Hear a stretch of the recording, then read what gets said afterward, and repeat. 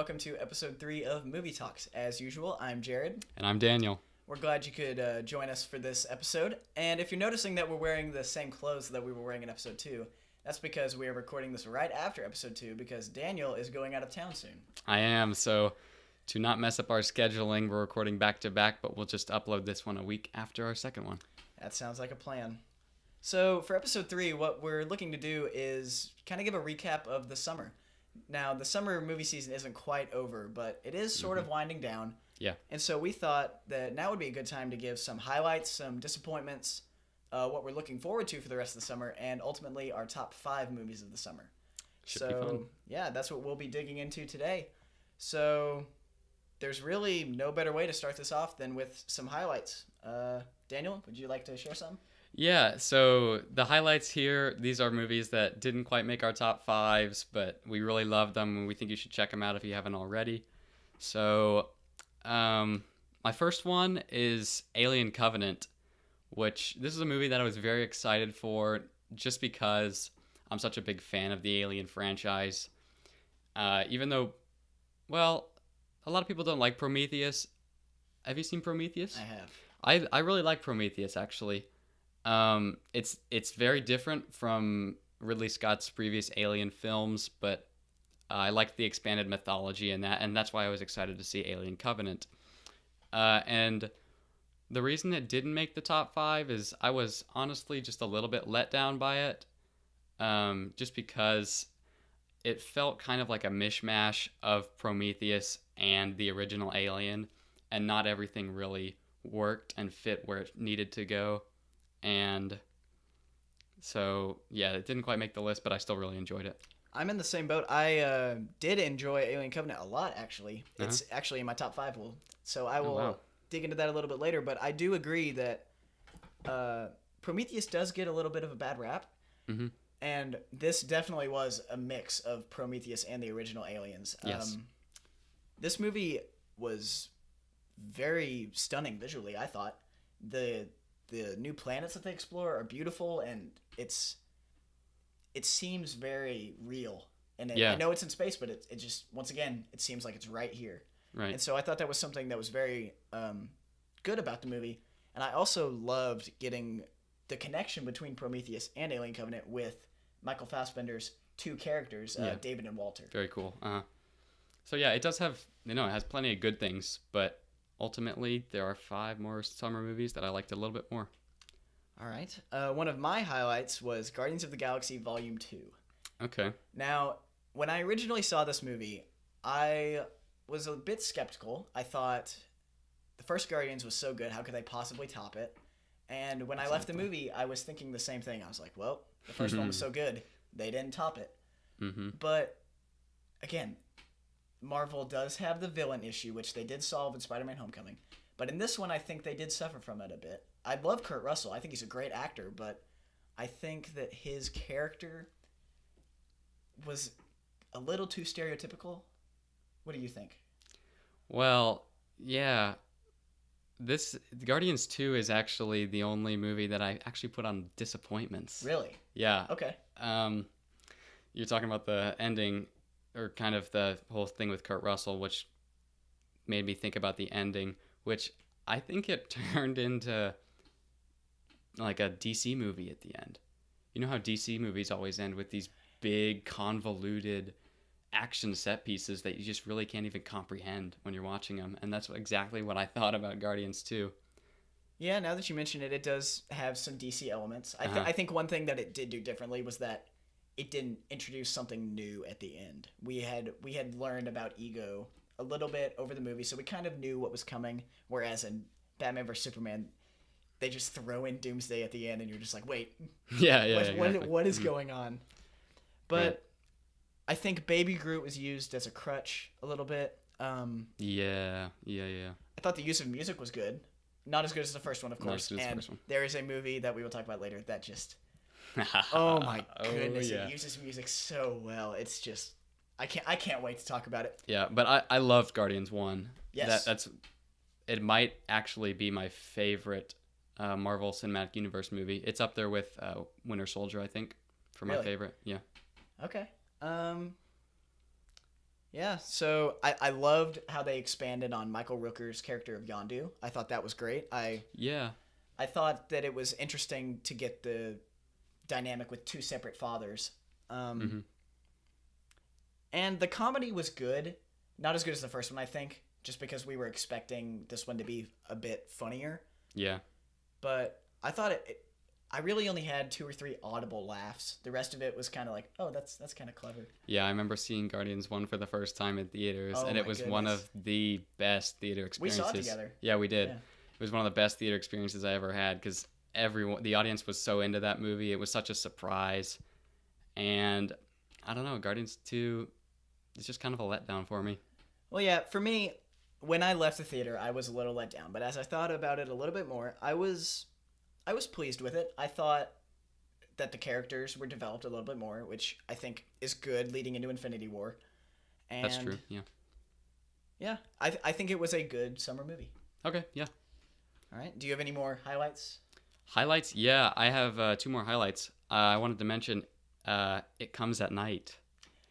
Yes, I am disappointed that I have not seen this movie yet, but I'm interested to hear what you have to say. Yeah, it's an A24 movie. If you know A24, they're pretty much the most original production company working today. So naturally, I was excited to see It Comes at Night. And while it didn't floor me like I was hoping it would, it's a really solid horror movie, really original horror movie that has some really interesting ideas, and it really plays with characters' mindsets and what you know about actually what's happening around what's actually going on with the characters, because it is very light on exposition, and that was something I kind of took as an issue at first, but the director, Trey Edward Schultz, he mentioned in an interview that you can only know as much as the characters know. That's what I was about to say. Yeah. I thought that was a very interesting comment, which I Yeah. really liked. So that was one of the more interesting parts of the movie. That's why I really want to see it again. And yeah, that's It Comes at Night. All right. I'm trying to think. This is kind of a highlight and also a disappointment. I saw Baywatch, and it was I did not. it was about what I expected. It was funny. It had a pretty weak plot, I can But- imagine. but it had Dwayne Johnson, and if anyone puts bodies in the theater, it is Dwayne Johnson. And That's true. He was a highlight of the summer for me. I like watching him act because he looks like he's having fun when he acts. Yeah, he's a lot of fun to watch. I saw him in Central Intelligence last year, and I didn't think that was a very good movie, but it was really funny, especially Dwayne Johnson in the movie. Yeah, I think there's a difference between, or rather, an important distinction to make with Dwayne Johnson movies. They're not necessarily good, but they certainly entertain you. Yeah. Which I think is ultimately why we go to the movies, to Yeah, be entertained. That's a staple of summer movies. Yes, yeah, Mhm. definitely. So this, in my opinion, was a good summer movie. It's not a good movie per se, but it's for the time and for the environment that it was released in. I think it did pretty well. Okay. And one then- more. yeah, you had one more Yeah, that one you more I wanted wanted to to mention is a Netflix original film called Okja. And it would have made my top 5 of the summer, actually, but we're only going to be focusing on theatrically released films here. So it's streaming on Netflix right now. It's a really great movie. I think you should check it out. It was directed by the director of Snowpiercer. Great movie. It's a great movie. I love Snowpiercer. And yeah, I don't think you'll be disappointed by it. All right, so is that it for highlights? That is it for highlights. All right, now we're going to get into the boring stuff. Well, not really boring, Disappointments. but, this kind of is hard for me to talk about because one of my major disappointments of the summer was Transformers: The Last Night. And and it's sad. It's hard for me because I want to love the Transformers movie. I don't. I love the original Transformers. I think it's very good. Okay. Revenge of the Fallen is terrible. Dark of the Moon I thought was good, and then when they announced that they were going to reboot it with Mark Wahlberg, I got so excited. I've been to the past 2 midnight premieres for these movies, and the theater was packed. Which I can imagine the Transformers movies gross a lot of money. Michael Bay never fails to bring in a pretty penny, and it's just the action in the movies is spectacular, and the visual effects are very good. It's just they're so long, and he just tries to throw so much in there, and it just ends up none of it matches, and it just doesn't work. Yeah, I remember seeing Age of Extinction in theaters. That was the only one I ever saw in theaters. I'm sorry, but I'm not going to give Michael Bay any more money to make these Transformers movies. But I remember sitting in the theater. Age of Extinction is 2 hours and 45 minutes long. Of greatness. That was a dreadful experience in that theater. Oh my gosh. Yeah, they do drag, unfortunately. Yeah. But they do have some good action set pieces, and I do think that Mark Wahlberg does a good job acting in these movies. Because he's acting against nothing. Everything that he acts against is computer generated, and so I think he does do an admirable job. So yeah, that's all I have to say about Transformers. Do you have any disappointments? Like I said, my only disappointment is Guardians 2. All right. Didn't hate it, just wasn't as good as the first one. That's all. So it's technically it's a disappointment. I do have one more disappointment. Okay. But this actually isn't as much of a disappointment as I thought it would be. I saw King Arthur: Legend of the Sword. Oh. And it's directed by Guy Ritchie, so good director. Yes, there was great action in this movie. It was visually very interesting, and I did enjoy it. I had fun when I was watching it, but it just, again, kind of like Michael Bay, there's so much going on, and they try to throw so much in there that it's hard to kind of get attached, and it's hard for it all to connect. And it's kind of disappointing because this was supposed to set off a whole new universe of movies with knights, and I think they're going to do a Lancelot one and a Merlin movie. Mm-hmm. But I did enjoy the action. I think this is definitely a movie that you had to see in theaters. So I think the theater experience makes it a lot better. So if you're going to watch it at home, go in with low expectations, I would say. So maybe you're pleasantly surprised. Yeah. It's a good way to put it. Alrighty. Are we ready? Ready to get on the top fives? Well, actually, so since the movie season isn't over yet, we still have some movies that we are looking forward to seeing that are coming out this summer. So, Daniel, do you have any that you're looking forward to? Yeah, I have two that are coming out, or actually one of them just came out yesterday, but I didn't have the chance to see it. Today. Well, okay, yeah, technically yes, today. Yeah. Okay. So the movie I'm talking about is Valerian, which the trailers didn't entirely excite me for this one, but I'm really interested in seeing it because it's directed by Luc Besson, who did The Professional and The Fifth Element. His movies are always intriguing and original, even if sometimes they're not good. They always give you a great experience, and the world building's always terrific. So, yeah, I'm interested in seeing it. Space operas are always usually a lot of fun to watch, especially in the theaters. So hopefully I can check it out soon. Yeah, when I first heard about this movie coming out, I just thought, oh, look, here's another Star Wars ripoff. But then when I learned that it was a French property that's existed for a while and it's actually beloved over there, yeah, I got a little more interested, and I started to think maybe this could be good. And I like Dane DeHaan. Cara Delevingne, she did not do well in Suicide Squad at all. Which, another thing, this summer was so much better than last year's. That's so true. Last year, I think The Nice Guys was the only maybe good movie we got last summer. Is that it? I could be wrong, but all I really remember is Suicide Squad. Which, Jason Bourne was bad. Jason Bourne, well, yeah, total disappointment. Star Trek Beyond. Haven't seen that. Okay. It's on Amazon Prime for those of you who haven't seen it. I enjoyed this movie a lot. Okay. I thought I have something that I want to say, but I'm not going to say it because it's going to. Yeah, okay. But yeah, so definitely looking forward to Valerian. I'm also looking forward to, well, not necessarily looking forward to, but I'm interested in The Dark Tower. It's adapted from Stephen King's novel, and this movie looks interesting to me because it looks like a Western that jumps to the modern age, and it's Idris Elba. I like Idris Elba. His character looks very interesting, the gunslinger. Mm-hmm. But Matthew McConaughey kind of looks a miscast. For yeah, sure. and definitely cheesy. It's almost like they could have switched the roles. Yeah, that's what I was thinking too. I could see Idris Elba playing a bad guy, and I could see, and Idris Elba plays a gunslinger. That would be perfect for Matthew McConaughey. I know, but the thing is, I'm very interested to see Idris Elba as the gunslinger. Okay, yeah. Matthew McConaughey, I think, could be a little cheesy as a action hero.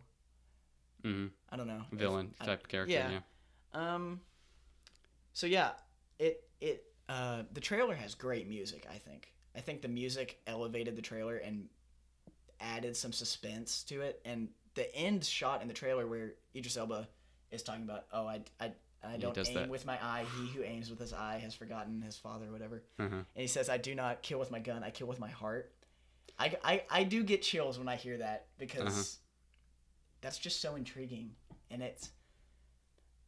I feel like a gunslinger separate movie might be a little better than just the Dark Tower, but I don't know because I haven't read the book. I don't know exactly what it's about. Mm-hmm. Personally, if I'm gonna see the gunslinger, I'm gonna red box it. I'm not gonna go see that in theaters. It's just not enough to intrigue me. I don't think. Yeah, not worth the. Why pay $10 when you can pay one? Yeah. So, do you have another? Yeah. One I'm also mildly looking forward to is Detroit, which is directed by Catherine Bigelow, who did lots of great movies. Actually, she did Point Break, The Hurt Locker, and Zero Dark 30, which I think are all really great movies. Especially Point Break. Point Break is so much fun. Point Break is a great movie. If you have not seen it, the original Point Break. Yes. I think the 1993 is when it came out. That Point Break. Man, that is Keanu Reeves. He's not even the best part of that movie, which is astounding. Uh-huh. I think Gary Busey is fantastic in that movie. Which, if you haven't seen a movie where Gary Busey acts, you would think that he's just the strangest person on earth. But then you see him in a role. And he's actually very convincing. He's very good in Lethal Weapon, and even better in Point Break. Yeah, and so yeah, Catherine Bigelow's really the main reason I'm excited to see it. John Boyega is in it. Personally, I think John Boyega looks a little bit out of place. Definitely. I don't know. He seems to be getting a little bit typecast. I would almost say the same for Daisy Ridley with the whole Star Wars thing, obviously. And I mean, but I haven't seen it, of course. We'll see if he makes a pretty good transfer to other smaller movies. But yeah. I'll see it. I'm also interested to see how Will Poulter is able to hold his own in that movie. Mm-hmm. And then the last one that I'm looking forward to is The Hitman's Bodyguard. Yeah. Now, yeah. I'm not a huge fan of Ryan Reynolds. I think that he is definitely funny, charismatic. Yeah. But I feel like this movie is him playing Deadpool outside of the Deadpool suit. Mm-hmm. And I think it's going to be hilarious. Him and Samuel L. Jackson, I feel like they're just going to be hysterical. Yeah. So that's mainly why I'm looking forward to it. The plot is it doesn't look very good, but nonetheless, I'm still looking forward to it. Alrighty. And one movie that I didn't see this summer, I don't know if there are any that you didn't see this summer that you wanted to see. Yeah. It Comes at Night, obviously, and I still have not had a chance to see Wonder Woman. Okay. Yeah. Okay. Are we going to talk about that? Yes. Okay. Mm-hmm. So we'll wait until then. So right now, it looks like we're going to enter into our top 5s of the summer. Alrighty. All right, I guess Daniel? I'll start it out. So my number 5 is something we have reviewed already, and it is Spider-Man: Homecoming. So yeah, I mean, I don't really have anything else to say about it. Everything I said in our review, which we did in our first episode, I still hold to it, and I think it's a good movie. Yeah. Okay. Yeah. Not great, but good movie. I enjoyed Spider-Man a little bit more than you, as my list will tell. Okay. But then again, I haven't seen all the movies that you've seen. But yeah, it was a fun movie. It was a fresh take on Spider-Man, which I think was refreshing. Yeah. And Marvel fixed their villain problem. Right. That was the big takeaway, I think. So I think this is definitely a step in the right direction for Marvel.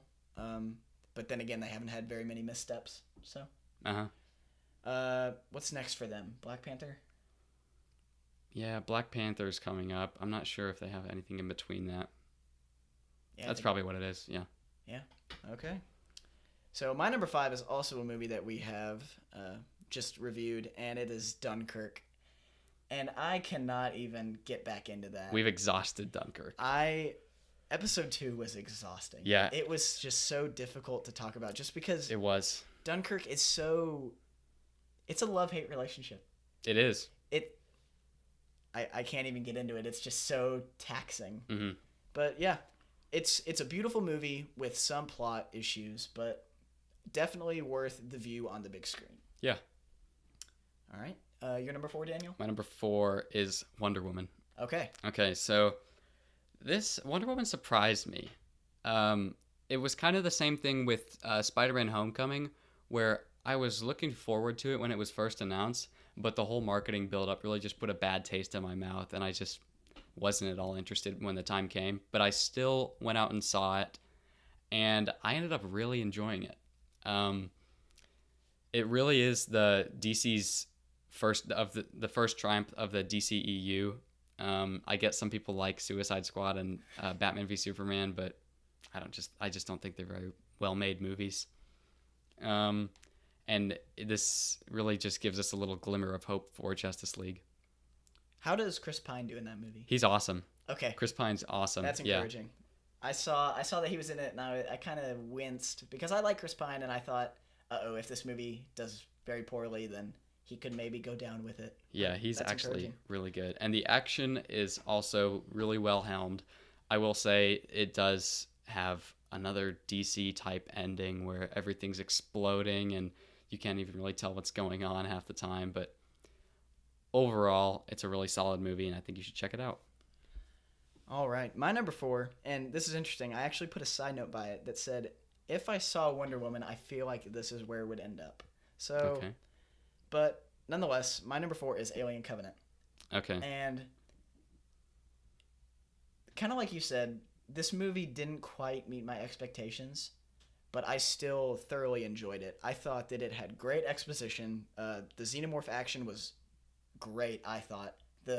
Not the chest burster, but the back burster that you can see in the trailer. Yeah. That was, I think, the best scene of the movie. That was incredible. And I loved how it expanded on Prometheus and the mythology of the xenomorphs. Because in Prometheus, we saw a new type of xenomorph, and we were just kind of left with it, and we were like, well, where did that come from? That's a lot of the problems people have with Prometheus is it sets up questions and doesn't really give you answers. Mm-hmm. And Alien Covenant did provide some answers as to the engineer city, but it seemed like it intentionally left some unanswered because doesn't he have... I think Ridley Scott has 3 more movies. I heard he was planning 6 more, I heard he was planning 6 more, and then I heard he was planning 4 more. I'm excited to get more. I just don't know how much it'll be. Yeah, the thing with these Alien movies is it seems like the plot has been exhausted because it doesn't seem like they can do much more with it. Yeah. Because they all kind of have the same thing. They all go back to the first Alien, yeah. Yeah, you find the egg, the facehugger pops out, and then, there's an alien, and you have to all kill it. And the twists that they do take in the story are pretty predictable. That was an Alien Covenant. Yes, I will agree with that. The whole David Walter dynamic, I thought was fantastic. The final scene in this movie is so good. And it is a little predictable, but still, even if you know it's coming, it's just like, my gosh. But I think it does have some very good commentary on what it's like to play God and what it's like to be God. But it's ironic because the whole thing is the search for their creator. So they're searching for God, but then David is trying to be God at the same time. Mm-hmm. And it's interesting how they show how the creation can become the creator. Yeah. And I don't know, that's just an interesting thing because we are so fascinated with the idea of God, but yet somehow some people still feel that they can do better. Yeah. But who knows? We can't, obviously. Yeah. Yeah. It also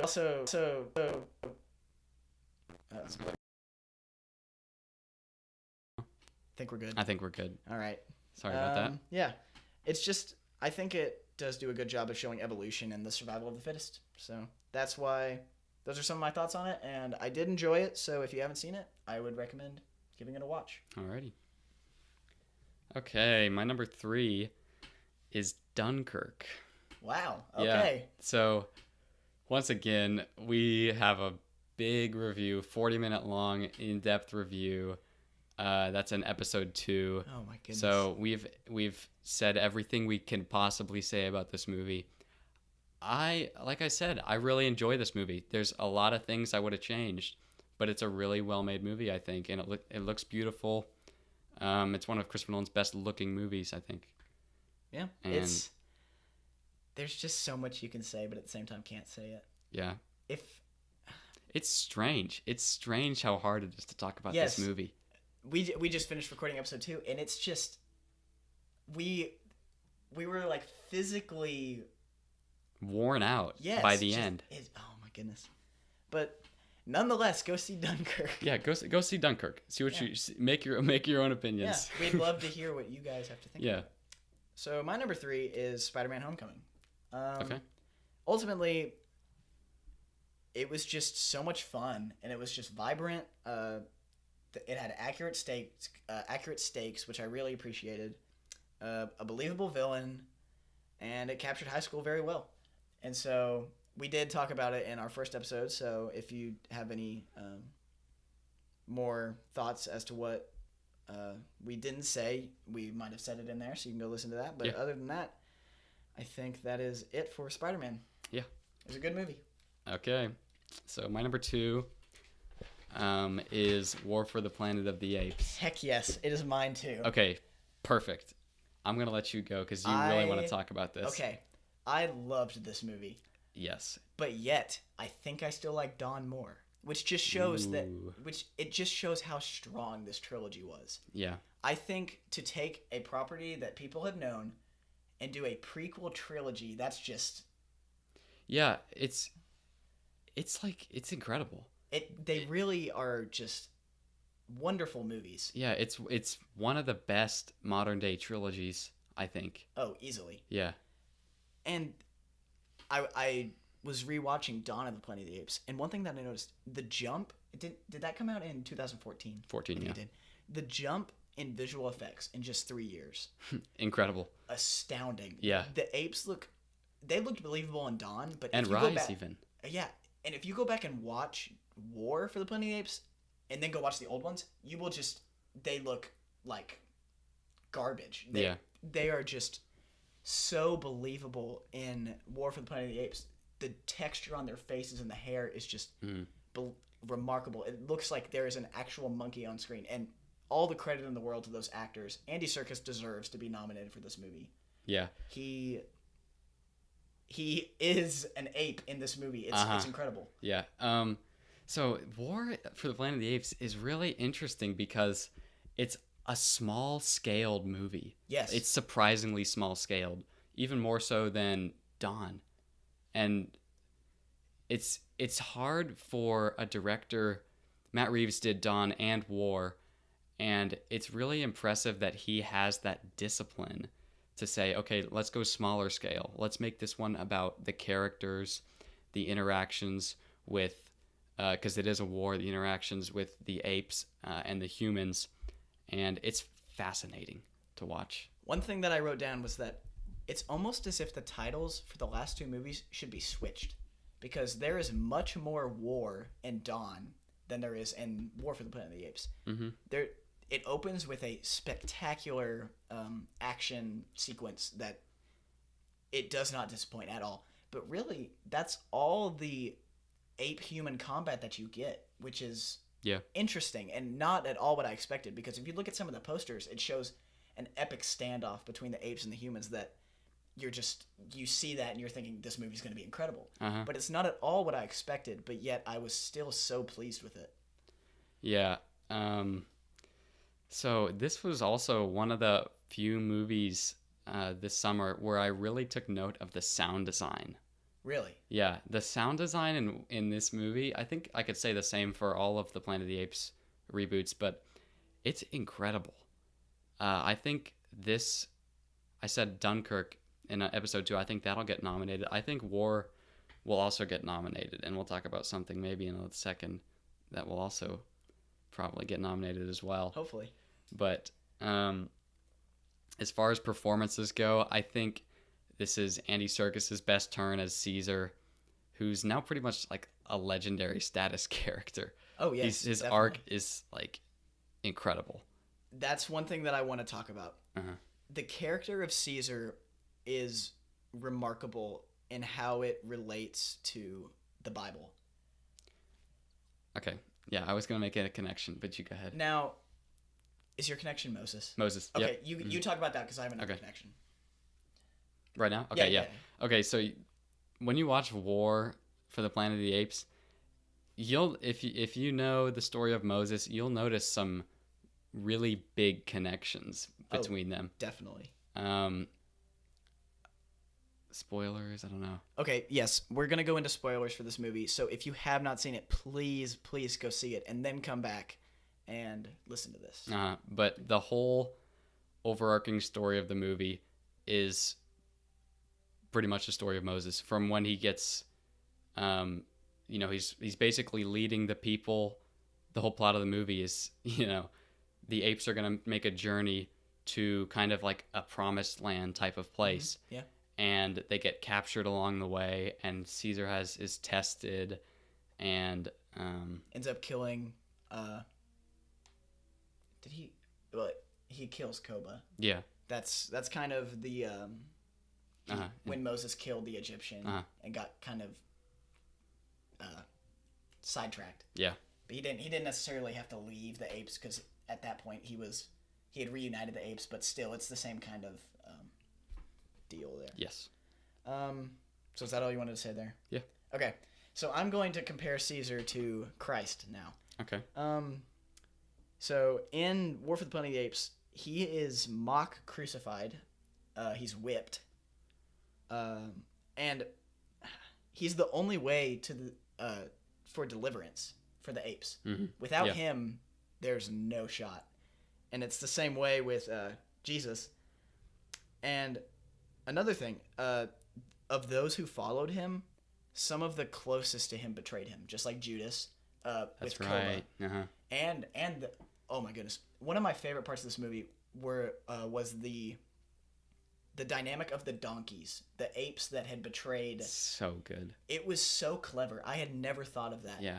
But and then when they say why they betrayed, it's even more clever. It's not that they think that Caesar's doing the wrong thing. It's that they're afraid of him because they had sided with Koba and Don, and now they're afraid of what Caesar will do to them. So, yeah, because you have to remember, they sided with Koba. The people who sided with Koba sided with Koba because they wanted to fight the people. Yes. But the thing is, like you said, they're more afraid of Caesar than they are of the people, so they're willing to go work against Caesar along with the humans. And yeah, it gives that extra layer of power and I don't know what else to say, but to Caesar's character. Yes. And ultimately, Caesar sacrifices in so many ways to pave the way for the apes, just like Christ did. But one thing that I really want to talk about is Koba. Koba is one of the greatest villains, I think, that's ever come on screen. Yeah. And I think it's partially because of his motivations, I think. He's not directly opposed to Caesar. Him and Caesar want the same thing. They just want to go about it in different ways, which I think is so interesting because Caesar wants peace, Koba wants peace. But Caesar wants to do it through diplomacy, whereas Koba wants to do it by annihilating the enemy. Yeah. And it's interesting because Koba is... He still has to submit to Caesar in some ways, but he ultimately goes around him. And we see more of the animalistic nature come out in Koba. And yet, even though it's animalistic, it's still so human. Because one thing that you notice as the movies progress is that the roles between humans and apes switch completely. Yeah. In War for the Planet of the Apes, the Colonel, played by Woody Harrelson, who does a phenomenal job, he is trying to preserve humanity in a primitive way whereas the apes are trying to do it by being more civilized, which is the complete opposite of what you would expect. Yeah. The apes, and ultimately the apes end up inheriting the world because they are more civil than mankind and they don't engage in the battle. And mankind is ultimately destroyed because of their primitive nature. Mm-hmm. And man is his own worst enemy. Yeah. That's one of the major things that I took away from this movie. Yeah, it was a brilliant ending. Yes. We are on spoilers, right? Oh, yeah. Yeah, with the whole avalanche thing coming down and the apes are on the trees. It's so good. Oh my goodness. Another thing, this movie shows the evolution of apes in a great way. In Dawn of the Planet of the Apes, they're using sign language, and they're letting out sounds that almost sound like words. But in this movie, they're having conversations, and Caesar he speaks English a lot better than some humans do. Yeah. But they also evolve to comedy, which I think is very interesting. Steve Zahn plays Bad Ape, and he brings in comedy that has never been seen before in these movies, and it's very interesting because it shows that these apes are developing personalities even more so than they have been. Mm-hmm. And that's just very interesting to see that step in evolution, and I think it was very insightful as to how smart these apes are becoming. Yeah, and it also pays a lot of homage to Apocalypse Now. There's this one part where on the wall it says Apocalypse Now, which is kind of a very obvious clue that it's referencing Apocalypse Now. But Woody Harrelson's character is supposed to be like that of Colonel Kurtz, played by Marlon Brando in Apocalypse Now. And it's a really, really fascinating connection that, if you've seen Apocalypse Now, is very evident, but it's also it's still very original, because the whole the whole sickness thing of the movie, it puts Woody Harrelson more in a desperate situation, and that's kind of slowly revealed throughout the movie. But it's just really cool. Yeah, it's a great movie. So ultimately, this is a movie about redemption, battling inner demons, betrayal, and fear. Honestly, it's a great movie. It's fantastic. It is not only number 2 of the summer, but I'm pretty sure it will be in my top 5 of the year. Wow. It's very good. If you have not seen it, again, please go see it. Alrighty. All right. Now we are at number 1, which I'm pretty sure we have the same one. This movie is phenomenal. It's incredible. It's so good. It's Baby Driver, guys. It's not even a contest. It's not even a contest. With how good War of the Planet of the Apes was, Baby Driver is just so much better. And nothing against War of the Planet of the Apes. I love that movie. This movie is just so much fun. Yeah, it's directed by Edgar Wright, one of the best directors, not just in comedy, but one of the best directors working today. I actually think this is my favorite of his. He did Shaun of the Dead, Hot Fuzz, The World's End, Scott Pilgrim vs. the World, and I think this is my favorite of his. Everything that is a staple of his career, soundtrack, the vibrancy of his movies, the originality, the adrenaline-pumping action, it's all in premiere form in this movie. Even blending different genres together. Right. I have not stopped thinking about this movie since I saw it. Uh-huh. I've gone back and watched every trailer at least 5 times. There's the opening clip is on YouTube, and I've watched that at least 4 times. It's just, I just can't get enough of it. It's amazing. It's so good. It's just so much fun. Yeah. Everything down from how the music syncs. The music. It's a musical. It really is. The music is a character in the movie, which I think is so unique. Whereas in Guardians of the Galaxy, it supplements, but in this, the music it's a thing. The people react to the music, and they recognize it. Like whenever they pull out one of Baby's earbuds, the music gets quieter. Yeah, it's so clever, and it's just, oh my goodness. Yeah. The ensemble cast in this movie is incredible too. John Hamm and Jamie Foxx. Okay, that's the thing. this movie makes you care about criminals. With the Yeah, exception yeah. of Bats, just because he is just so evil, and Jamie Foxx does an incredible job. But you care about John Hammond. What's his name? Buddy. You care about Buddy and Darling and the two people that go on the heist with Jamie Foxx of the armored car. Oh yeah, Flea from the Red Hot Chili Peppers. Oh my gosh. And then that joke that they drop in the trailer, it doesn't even matter. It's still funny in the movie with the Michael Myers mask. Yes. Oh my gosh. That's the thing. Some jokes, once you know them, they're not funny anymore. But for some reason, this one is. And I think it just has to do with how fun the movie is, where you're just like, you're ready to roll with anything. Like in the opening scene when Ansel Elgort starts singing. Yeah. You're just, at first I was kind of thinking, what is this? Yeah, what is this? But you just kind of go along with it. Yeah. You can tell Edgar Wright just has a total grip on this whole movie. Every shot in this was storyboarded, and it really shows. Kind of like George Miller with Mad Max. Yes. No script, storyboard, which I think is such a unique way to come at this, because that way the movie itself can flow naturally. You don't have to worry about getting this in and this in. You just let it roll. Yeah, and this movie has been in the works for, I think, 22 years. 22, yep. Yeah, the story goes Edgar Wright was at a concert and he heard Bell Bottoms for the first time, and that's the song that opens this movie. Oh, so good. And he couldn't help but just imagine the car chase. And then he just, over 22 years, he's just been developing this. And yeah, it's his masterpiece. It has to be. It is so good. One of the things that I noticed was, even though this is a heist movie, the colors are so vibrant that it still draws attention to the youth of the movie, which is Ansel Elgort.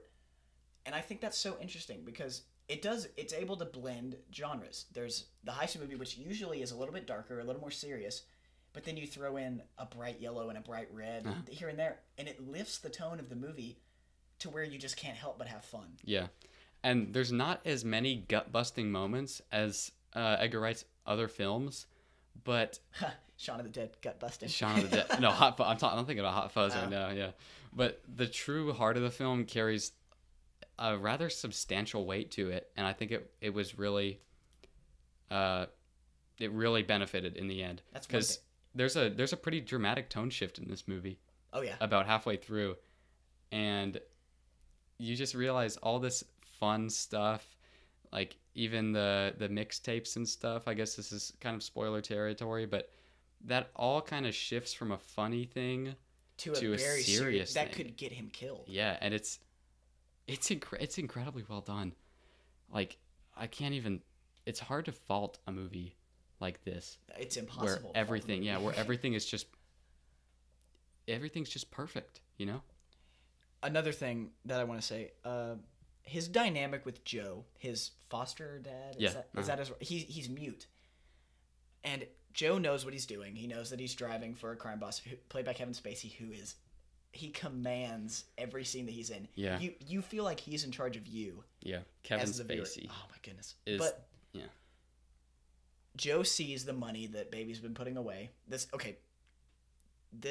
isn't necessarily a spoiler, but if you want to go in with a clean slate, I would recommend skipping the next minute or so.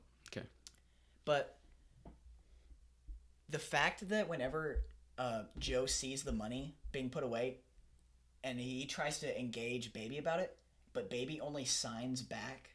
He only does sign language until Joe becomes entangled in the world when they raid the apartment and hurt Joe. At that point, that's when Baby finally speaks about his situation. And it shows that up until that point, he hadn't been willing to address it. He had kind of been pushing it aside, not willing to talk about it, which is kind of shown through him signing. But then when he finally speaks about it, it shows that he realizes this is not the life for him and he has to get out. Uh-huh. Which I thought was very interesting, and I think that is ultimately why they made Joe mute. I think that shows Baby's progression, which I think is very interesting. Yeah. Yeah, it's by far the most fun I've had at the movies this year. It's my favorite of the year so far, not just the summer. Mine too. Just go see Baby Driver. I've seen this movie 3 times, so 2 of you don't have to. But for everyone else, you need to see this thing. You need to support this movie. It's the most original piece of filmmaking I think that's come out in 2017. It's so good. And the thing is, the plot is so refreshing. You see in the trailer, it says Kevin Spacey says one more job and we're straight. Yeah. That's not what the movie's about. That scene comes in the first third of the movie, which is so, because you watch the trailer and you're like, okay, it's going to be about one more job. He has to pull it off and something's going to go wrong. That's not what happens. It's not focusing on that one job that he has to get done before they can get straight. Mm-hmm. So that was very refreshing to see that a trailer didn't give away the movie, which I thought was very good. But did you ever watch the Tequila trailer? No, I watched the first trailer, and then I watched the international trailer, and then I didn't watch anything else. The Tequila trailer is one of my favorite trailers of all time. Okay. You guys need to watch it. It is so good. But maybe watch the movie first? No, I watched the trailer. You want to watch the trailer before? And okay. It doesn't give away too much. It gives away one thing, but it's not crucial to the plot. But yeah, it's a great trailer, but an even better movie. All right, is that all we have on Baby Driver? That's all we have, yeah. All right, so I think that wraps it up for episode 3. Thanks for listening, guys. This has been a good summer for movies, and we look forward to what the fall and winter have to offer. Yeah. As we approach Oscar season. So Blade Runner 2049. Hopefully, I can avoid the trailers. I think I can be able to do that. But yeah, I think that's all we have right now. So until next time, we will see you next time. Alrighty. All right. Thanks for listening. Thank you. Bye.